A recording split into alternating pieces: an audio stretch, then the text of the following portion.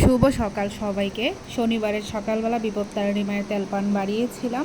তারপর দিন আর ভিডিও করা হয়নি। শনিবার যেহেতু অফ ডে থাকে, প্রচুর ব্যস্ত থাকতে হয়, সেজন্য আর ভিডিও করা হয়নি। রবিবারের সকাল থেকে তারপর আবার ভিডিওটা শুরু করলাম।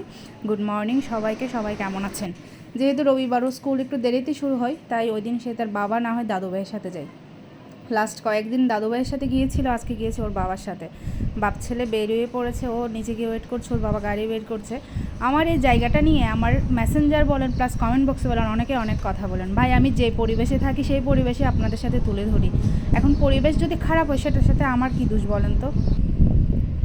তারপর এদিকে আমি পূজা দিয়ে রান্না করতে চলে গেলাম। বাবা সন্ধ্যা করছে।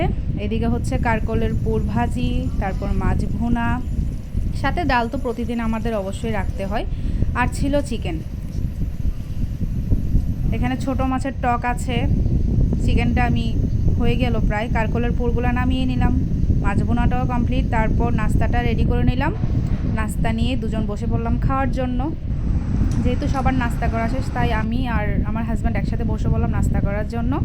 নাস্তা খেয়ে রেডি হয়ে গেলাম, স্কুলে যাব সাহিত্যকে আনতে। স্কুল ছুটি, মা ছেলে একটা রিক্সা নিয়ে চলে আসলাম। জামাল খানের এই রাস্তাটা বরাবরই আমার খুব প্রিয়। এই রাস্তাটাতে আমি যতবার যাই ততবারই কোনো না কোনো ভিডিও ক্লিপ আমার মোবাইলে থেকেই যায়। তারপর যেহেতু হাজারে লেন লোকনাথ বাবার তিরোধান উপলক্ষে উৎসব চলছে, সেই প্রস্তুতি চলছে। এখানে লোকনাথ বাবার বড় একটা ছবি বসিয়ে দেওয়া হয়েছে অল্প পরিমাণে প্রসাদ দিয়ে সামনে। তারপর ছোট করে মেলাও বসেছে। শিব মন্দিরটা খুব সুন্দর করে লাইটিং করা হয়েছে। যেহেতু দিনের বেলা লাইটিংটা বোঝা যাচ্ছে না, রাতের ভিউ হলে অবশ্যই সুন্দর দেখা যেত। আমি আমার বাসার কাছাকাছি চলে এসেছি। এদিকে লোকনাথ বাবার উৎসবের পূর্ব প্রস্তুতি চলছে। আজকে রাত থেকে হবে উৎসব। এটা সকালের ভিডিও ছিল। সো আজকের মতো ভিডিওটা আমি এখানেই শেষ করছি। সবাই ভালো থাকবেন, সুস্থ থাকবেন, আর অবশ্যই আমার জন্য আশীর্বাদ করবেন। Thanks for watching. Tata, good bye.